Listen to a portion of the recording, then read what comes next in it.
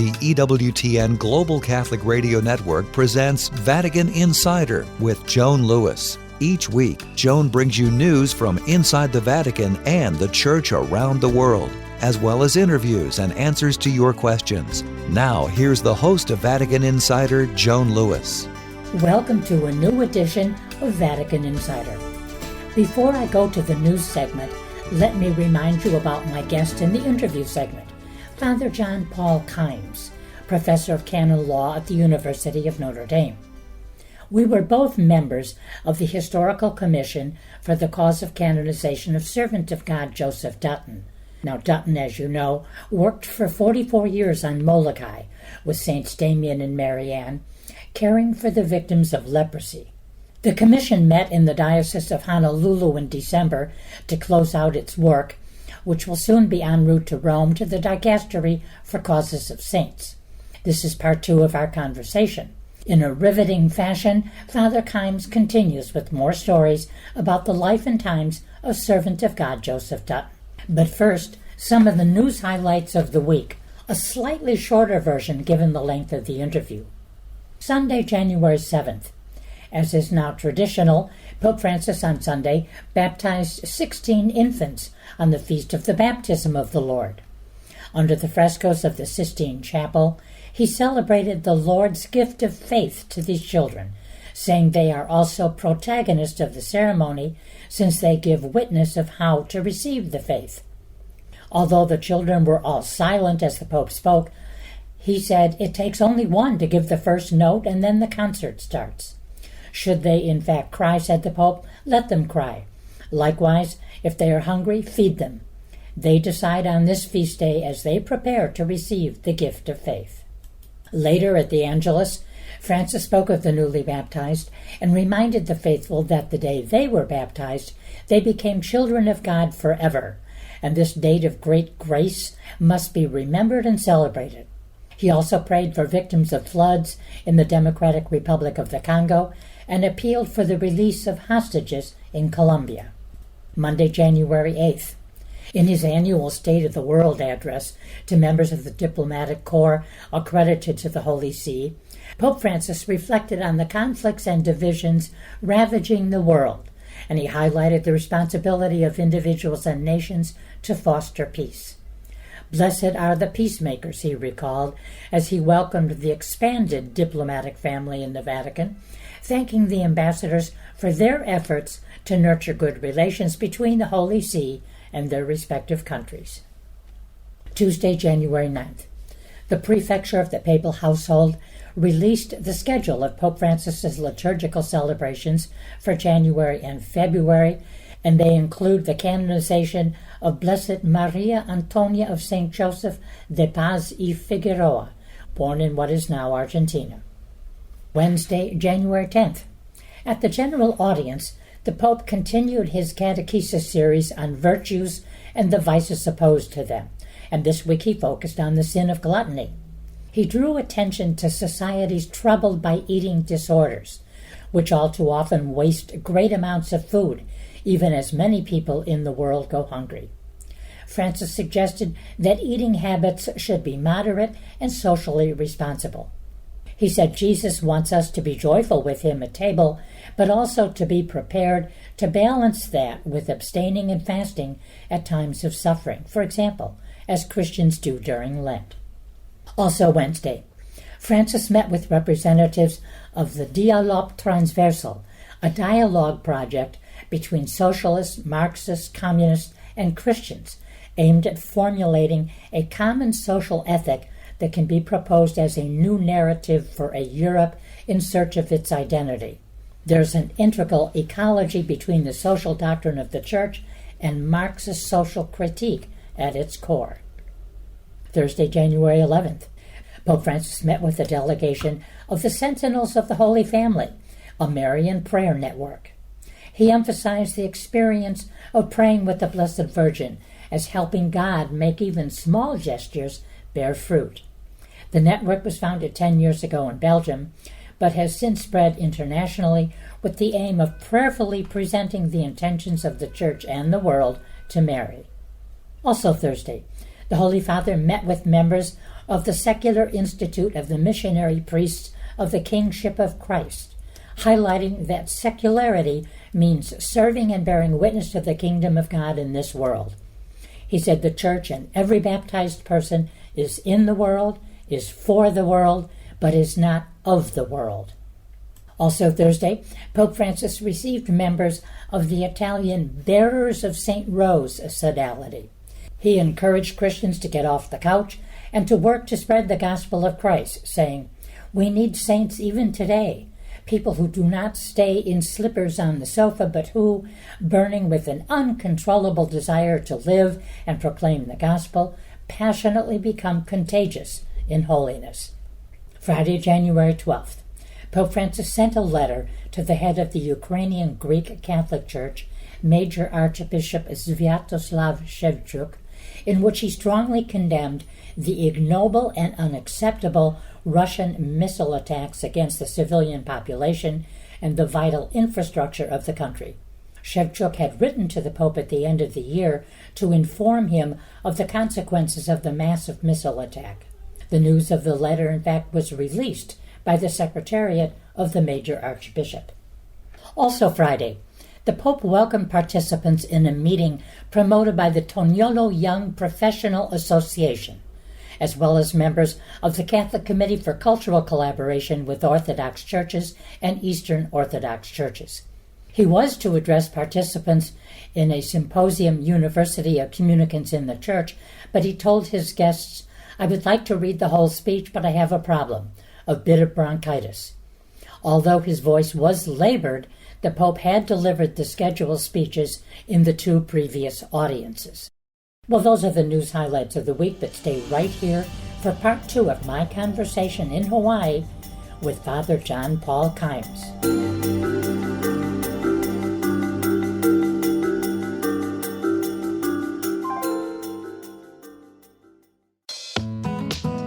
This is Father Josh McCarty. We need Catholic radio in order to invite people and challenge people to lift their eyes from themselves to God and to love. And Catholic radio challenges people to see the good in the world, the faith that God offers, and the community that He's drawing us into. The world needs EWTN Catholic Radio, now more than ever. This is a Messy Family Minute with Mike and Alicia Hernan. Okay, I have a confession to make. I really do not like schedules. Tracking what my family is supposed to do every minute, every hour, knowing where we're supposed to be. I don't even like the word schedule. If you feel the same way about family schedules, you are not alone. And yet, there does need to be order to our family life. Our God is a God of order. And let's face it, family life can involve a lot of chaos, right? We parents need to assist God in bringing some order out of this chaos. But if you don't like the word schedule, maybe it's because it sounds too industrial for the living reality of messy family life. What I do like is the word routine. That's what we aim to have in our family. A routine for when to wake up, when we eat, when we study, when we clean, and when we pray. A routine consists of what needs to be done daily, even if the timing or order changes because of life happening. Talk with your spouse about setting a routine as part of the family board meeting and visit us at messyfamilyminute.org. Welcome back to Vatican Insider. Here's Joan Lewis. Welcome back to part 2 of my conversation in Hawaii last month with Father John Paul Kimes, Professor of Canon Law at the University of Notre Dame. Father and I, along with a third colleague who's a member of the Historical Commission for the Cause of Canonization for Joseph Dutton, all met together in December in the Diocese of Honolulu in Hawaii. The Dicastery for the Causes of Saints, to which we sent our individual reports as members of the Commission, require that the Commission, when its work is done, all meet together in the diocese that had begun the cause of canonization. We continue our talk today on Servant of God Joseph Dutton, who worked for 44 years alongside Mother Marianne Cope, Saint Marianne, and Father Damien, Saint Damien of Molokai, the two saints who worked for many years with the victims of leprosy on the island of Molokai. So we begin our talk talking about some of the writings of Joseph Dutton. He was a very prolific author, as you will soon see. But you know, in his writings, what struck me, even before I was doing work in the archives in Rome, was what struck me, anything I read written by him, and the books we've both read and everything, was the fact that he did not like to talk about himself as a person. He would talk about the patients of leprosy, how he could help them, etc. He would talk about his faith. Yeah. And in fact, last July 4th, our July 4th holiday, I published on my blog a letter that Dutton wrote. It was on December 24th, 1909, and he entitled it The Great Uprising. And what he was referring to was the raising of the flag. Now, remember, at that time, Hawaii was not an American state, but he was an American citizen. And he took such pride and wrote about this pride in the faith and his patriotism. So he would write you asking for your help. He would write about the patients. He would write about the flag or his faith, but very little about himself. But that's how you learned who he was, what he focused on in his writings. And you and I, our work was so hard in the Historical Commission because every third letter he would give you one little nugget about his past. So we came to, again, it's Monsignor Sarno loves to use that image of a cause of canonization bringing 1,000 puzzle pieces together. So you and I have had to go, our work was to go find those puzzle pieces. Right. Because, I found a beautiful letter that he wrote back to his godmother in Memphis, Tennessee. And it's there more than anywhere else. And speaking to his godmother is this beautiful line, because she apparently has written to him. And again, unfortunately, we don't have her letter to him. We only have his response. But in her letter to him, she must have indicated that she was concerned about him because of the kind of work that he had gone to Molokai to do. And she was afraid it would lead him to sorrow. And he uses that word, and he writes back to his godmother, dear godmother, and he's responding to her letter with all of the various and sundry concerns of the day. And then in the middle of the letter, he says, and you're worried about me being sorrowful, again, working in a place that is dirty, that is stinky, just the smell of open sores, people dying constantly, horrible, these horrible conditions. He said, but it's in all of that I find joy. And so, but it's just as you said, rather than talking about himself and the details of his life, or how difficult my life is, you wouldn't know. He found joy. He found joy, and he found joy in living out his discipleship to Jesus Christ. And it's just this amazing story. Well, I remember in the first, long before I knew even of a historical commission, and some of the first things that I read by and about Dutton was the fact that he never wanted to have anything more than the patients did. Yeah. If they were lacking blankets, then he would go to bed without a blanket, which was very much Father Damien, by the way, too. So first of all, we are going to get blankets, whatever they would need. And that was part of his prolific writing, too, by the way. Hey, we need so much lumber because we have to make a new building. Yeah. And we need pipes. We're creating latrines, and we have... and here, too, in that work, you see his background in the Civil War because he was a quartermaster. Yes. So his primary job, apart from all of the atrocities but his primary job in the army was supplies. Exactly. To be sure that you had everything you needed to do whatever it was you needed to do. So he brought that professional training of being a quartermaster in the army and then working in the railroads and doing similar kind of work. He brought all of that to Molokai.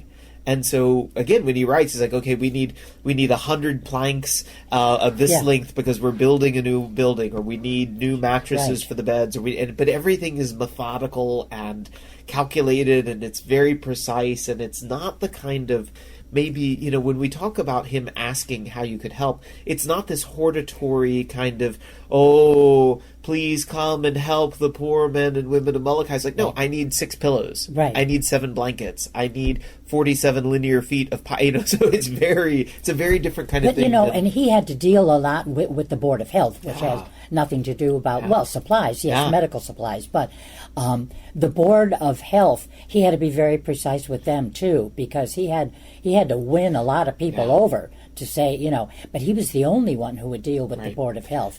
And in the end, the priests and the brothers were very happy it was Joseph Dutton, because they didn't think they could ever be as persuasive as he could. In some of his earlier letters, he writes that the first 3 years that he's on Molokai, Father Damien is still alive. Right. Father Damien is already sick. Yeah. Father Damien has already contracted leprosy when Joseph arrives.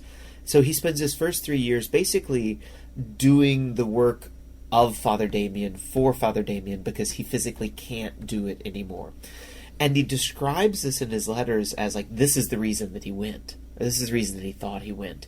And then when Father Damien dies, somebody has to take over all of the practical aspects. Sure. Because Father Damien took care of interacting with the Board of Health and taking care of the sort of the physical needs. Getting the building going. Exactly. We had Baldwin Home, that was for men. Yeah. And then, of course, Bishop's House for the females. Yeah. Under the Franciscan nuns, we can't. Yeah. Okay. Can't not No. mention that. We cannot leave out St. Mary Well, and and they're Cope. still there today. Yeah, and they're and that's what the Sisters of St. Francis are still there today. Sister Alicia Yeah. and Sister Barbara, and they're living in that little house and working with the health officials on the island. And still taking care of patients who still And live there's there. 8 of them. I asked Yeah. Sister Alicia the other day, there's 8 patients, some of whom are being treated in Honolulu, but still they have their homes. They live on the island, and you've got interaction with the health board of the state of Hawaii. But this beautiful, again, the providence of God, that Joseph goes there thinking he's going to do one thing. And then when Father Damien is gone, when Father Damien dies, Joseph has all of that training that is exactly what the men and women living in Molokai needed. They needed, and the brothers, and the religious brothers, the religious sisters, the priests who were working there, they needed somebody to take care of this practical aspect. So God, in a direct sense, had prepared Joseph to be the logical successor for the practical aspects. That, well, he himself could probably dies. only look back at his Civil War days and think, once he was this man of a greater faith and everything, think, that must have been the foundation of the building I have now here in Hawaii. But well, the one other thing I wanted to mention, I'm sorry, to go back to his earlier days. So I found in the archives of the University of Notre Dame. So he has this profound friendship. He comes to know about Molokai through Ave Maria, a Catholic magazine that was published at the time through the Ave Maria Press, which was attached to the University of Notre Dame. So it's Ave Maria, where there was a history professor at Notre Dame, a guy named Stoddard, who had come to Molokai, who came to know Damien, and Stoddard's information about Damien. So it's Stoddard's information about Damien that initially gets published in Ave Maria magazine, and then separately Ave Maria magazine publishes a pamphlet called Lepers of Molokai. And this is where Joseph where Joseph comes to know about it. So he leaves, he goes up to Notre Dame, he meets with Father Hudson, who is the editor of Ave Maria Press. He meets Mr. Stoddard, Dr. Stoddard, who was the history professor who had collected this information. And then he leaves from South Bend, Indiana, makes his way to San Francisco, and then takes off on a boat for Hawaii. Yeah. But what's beautiful in these early letters is that he still signs his name Ira. Oh, really? He still signs his name Ira. So his first letters to Father Hudson, as he's leaving, so Joseph has left Notre Dame. He's trying to make his way to Hawaii because he's convinced that this is where God is calling him to. But he's still signing his letters Ira. It's after he comes here. It's his first letter back to Father Hudson from Molokai, where at the bottom he signs it Ira, and then in quotation marks Joseph, and then in a handwritten note at the bottom he says, Father Damien calls me brother. Exactly. And he called me Joseph, because that's my baptismal name. And they were both Joseph. He was Joseph de Voister before he became Father Damien. Yeah. And one of the most fascinating books I read, it was actually a novel, was The Two Josephs of Molokai. And the author was recreating, from his research, he had spent a gazillion hours researching both men. And so the conversations he recreated were based on any of the archives that he had read. So it's not until he's established on Molokai that, and again, as you watch those early letters go back, Ira eventually disappears entirely. So Joseph starts showing up at the very beginning, and then Ira disappears, and he signs all of his letters after that, Joseph Dutton. Yeah, all the letters that I did read in the archives in Rome, there were a few letters from Joseph. A lot of them are still in Belgium, and I know, I believe some help was coming from to people in Sacred Heart's archives in Belgium. And I mean, if I hadn't been a full-time working gal, I would have taken a week or 10 days off and gone up there and tried to do the research. But before I absolutely forget, though, I do want to tell our listeners that the Dutton Guild for the Cause of Canonization has a wonderful website. Couldn't be easier. It's Joseph Dutton, that's 2 T's, D-U-T-T-O-N, josephdutton.org.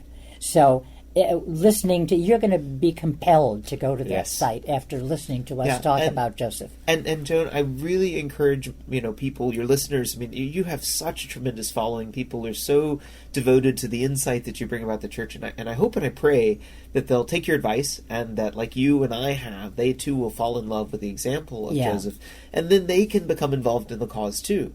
So they can pray, again, for that intercessory prayer. They can support the work of the Guild. They can help with all, not only, we need help in 2 ways. We need practical help. Sure. Sort of the, again, you and I know that, nobody is earning money off of this, but, there are expenses. Sure. There are expenses that need to be covered, so we need that kind of practical help. But we need that help of prayer. And I am convinced, and I know you are too, I'm utterly convinced that anybody that reads anything about this man is going to be compelled to find in him an intercessor, because we all have there are aspects of our lives that are, again, despite the fact this is a Civil War veteran who dies in 1931, so he lives a long life, despite the distance in time, almost 100 years since his death from where you and I are today, despite all of that, there's so much in his life that still resonates with us today. But John Paul, what you and I know, and what I want our listeners, I'm looking at the recording device as if it was one of our listeners. You and I both are staring at this like we're talking face to face with everyone. People. But I want them to know, what can they learn from Joseph? 10,000 things. You too can become a saint. Yes. Look at his life. Look at his mistakes. Yes. Look at his weakness. Yes. But then look at his faith and his prayer life. And all of that. Be inspired. Yes. All of that comes from, again, that lowest of low points. I mean, it's hard for me. Again, we've lived beautiful, blessed lives. We've had, you and I both shared the experience of living in Rome. We've experienced things in the faith that as children we never could have imagined. No, exactly. We would experience. So I imagine, but even when in that, you and I have known darkness. You and I have known temptation. You and I have known, again, the closer you are to some of these things, the more you want to walk away from them. But it was at that lowest moment in his life. Joseph is lost. His wife is an adulteress. He gets a civil divorce. He's lived a decade of drunkenness by his own words. In that darkness, that's where he finds hope in Jesus Christ. He finds light, He finds light, and he finds joy. And everything that led him to that joy, all of that darkness, all of that suffering, that despair, all of it, because in that moment he made a choice to accept the forgiveness of Christ. Yeah. And to believe that as a sinner, he could be forgiven. And so often he also knew he had to do penance. Yes, that was the whole thing. Yes, sure. But I think a lot of people today are under this bizarre, false impression that whatever they've done is so bad that it can't be forgiven. Ladies and gentlemen, I assure you that if Joseph Barnes can find forgiveness in Jesus Christ for all of his past look at St. Augustine. Hello. Exactly. Look at Augustine. Look at all. The whole history of saints is the history of sinners. Yeah, exactly. And it's you and I in our sinfulness who in these examples, like Joseph, find hope that you and I too can. We know we are called to holiness. Sure. But we find in their example the hope to find the courage to accept the grace that gives us the strength to live the holiness that God has called us to. Joseph does that. Yeah. And he shows me, like he's shown you, and hopefully your listeners will come to find this too, he's shown all of us that holiness comes from our sinfulness. That in recognizing our sinfulness, in recognizing that you and I need to repent. It's that falling down and getting up. Exactly. I have to tell you, as we were talking, what just occurred to me, not too many years ago, I had a reunion in Rome with the sister of one of my college roommates. And there were 8 in the family, and I spent the summer after freshman year with Mary's family. I think Mary was the oldest at the time at 20 years old, and 19, and then the youngest was a 3-year-old. Anyway, so her sister and I were chatting in Rome over a meal, And she was remembering that summer of 1958, that visit to their house. And she said, Joan, one thing I have always remembered about you, my dad one night asked what you wanted to be in life, and you told him you wanted to be a saint. There you go. I was blown away by the fact that I had said that. So it's always been in the back of my mind. And folks, I have to say that Father John Paul Kimes and I could go on for a long, long time with wonderful, wonderful stories. And both of us have appointments. As he said, we're at the Pastoral and Diocesan and Retreat Center in Kaneohe.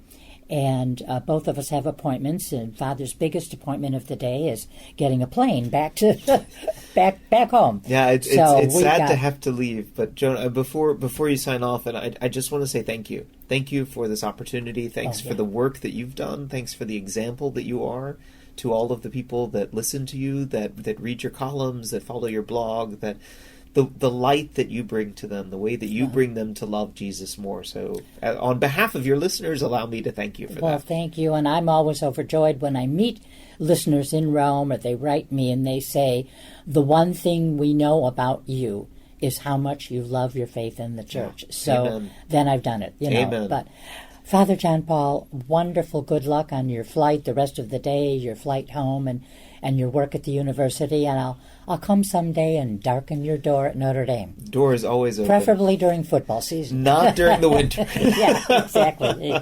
Oh my gosh, we have to go back to winter. Don't mention it. Don't mention it. Lord. Well, I have a couple more days of sunshine. So anyway, God bless you. I know he has. And both of us will be praying, obviously, that the fruit of our work will be that the people in Rome at the Dicastery for the Causes of Saints see and understand Joseph Dutton, his life, his faith, his work, as we did. Hopefully we were able to put that on paper and let the world know. And let everyone pray. Absolutely. Well, on that word, again, God bless you. Thank you so much for your life and your work. And until we meet again, aloha and mahalo. Thank you. Aloha and mahalo to you, Joan. Thank you.